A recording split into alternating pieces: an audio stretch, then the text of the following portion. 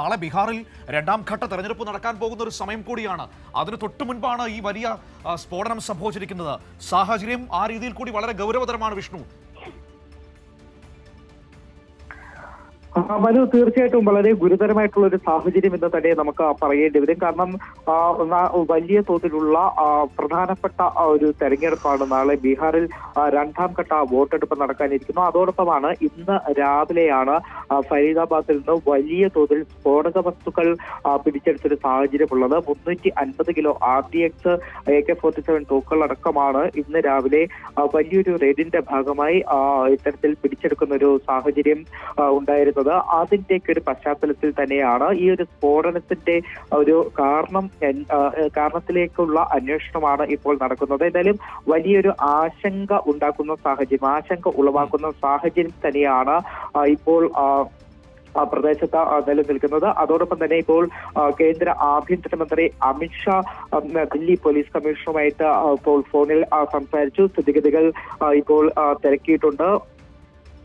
അത്തരത്തിൽ കേന്ദ്ര ആഭ്യന്തരമന്ത്രി കൂടി ഈ വിഷയത്തിൽ ഇടപെട്ടിട്ടുണ്ട്. പ്രത്യേകിച്ച് പോലീസ് കേന്ദ്ര സർക്കാരിന്റെ ആണ് വരുന്നത്. അതുകൊണ്ട് തന്നെയാണ് അമിത്ഷായുടെ ഭാഗത്തുനിന്നും ഇടപെടൽ ഉണ്ടാകുന്നു. കാരണം ഏറ്റവും തന്ത്രപ്രധാനമായിട്ടുള്ള അല്ലെങ്കിൽ ഏറ്റവും പ്രധാനപ്പെട്ട മേഖലയിലാണ് ഇത്തരത്തിൽ വലിയൊരു സ്ഫോടനം നടക്കുന്നത്. ബോംബ് സ്ക്വാഡ് അടക്കം സ്ഥലത്തെത്തി പരിശോധനകൾ ആരംഭിച്ചിട്ടുണ്ട്.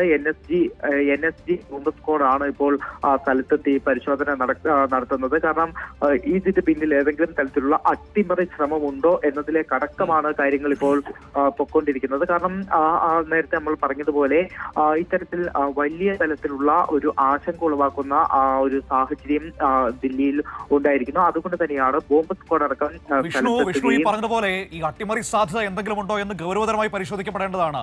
ഇപ്പോൾ നേരത്തെ വിഷ്ണു പറഞ്ഞില്ലേ, രാവിലെ 300 കിലോ RDX ഫരീദാബാദിൽ നിന്ന് ദില്ലിക്ക് അടുത്ത് നിന്ന് പിടികൂടിയിരുന്നുവെന്ന്. ഈ രാജ്യത്തിന്റെ തലസ്ഥാനത്തിനടുത്തേക്ക് ഇത്രയധികം സ്ഫോടക വസ്തുക്കൾ എങ്ങനെ എത്തി, അതെങ്ങനെ ഈ സുരക്ഷാ ഏജൻസികളുടെയൊക്കെ കണ്ണുപെട്ടിച്ചുകൊണ്ട് കടത്തിക്കൊണ്ടുവരാൻ പറ്റി? അപ്പോൾ അങ്ങനെയുള്ള പല പ്രശ്നങ്ങൾ നിൽക്കുന്നുണ്ട്. അതിനുശേഷമാണ് ഇപ്പോൾ വൈകുന്നേരം സ്ഫോടനം ഉണ്ടായിരിക്കുന്നത്. മറ്റേതെങ്കിലും തരത്തിലുള്ള ഇടപെടലുകൾ സംഭവിച്ചിട്ടുണ്ടോ എന്നൊക്കെ പരിശോധിക്കപ്പെടേണ്ടതാണ്. മനു, അത്തരത്തിൽ തന്നെയാണ്. കാരണം വലിയ തലത്തിൽ ആശങ്ക എന്ന് പറയുമ്പോൾ തന്നെ ഏതെങ്കിലും തലത്തിലുള്ള ഒരു അട്ടിമറി ഇതിന്റെ പിന്നിൽ ഉണ്ടായിട്ടുണ്ടോ എന്ന് തന്നെയാണ് ഏറ്റവും പ്രധാനമായി പുറത്തു വരേണ്ട വിവരങ്ങൾ എന്ന് പറയുന്നത്. കാരണം ഇത്രത്തോളം പ്രധാനപ്പെട്ട അല്ലെങ്കിൽ ഏറ്റവും വലിയ സുരക്ഷാ മേഖല തന്നെയാണ് റെഡ് ഫോർട്ട്, ലാൽ കില എന്ന് പറയുന്നത്. ആ ലാൽ കിലയിൽ ഇത്രത്തോളം വലിയൊരു സ്ഫോടനം ഉണ്ടാകുന്നു. നിരവധി പേർക്കാണ് പരിക്കേറ്റിരിക്കുന്നത്. ഇപ്പോൾ പരിക്കേറ്റ ആളുകളെയൊക്കെ തന്നെ ദില്ലി LNJP ആശുപത്രിയിലേക്ക് മാറ്റിക്കൊണ്ടിരിക്കുകയാണ്.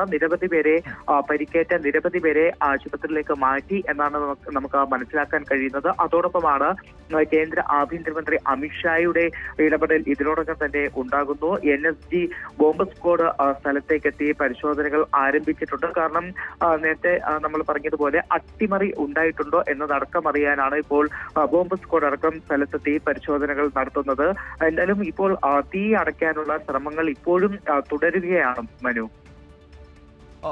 എത്ര ഫയർഫോഴ്സുകളാണ് ഇപ്പോൾ അങ്ങോട്ടേക്ക് എത്തിയിരിക്കുന്നത്? ഏകദേശം 20-ലധികം യൂണിറ്റുകൾ ഇപ്പോൾ സ്ഥലത്തേക്ക് എത്തിയിട്ടുണ്ട് എന്നാണ് മനസ്സിലാക്കാൻ കഴിയുന്നത് വിഷ്ണു.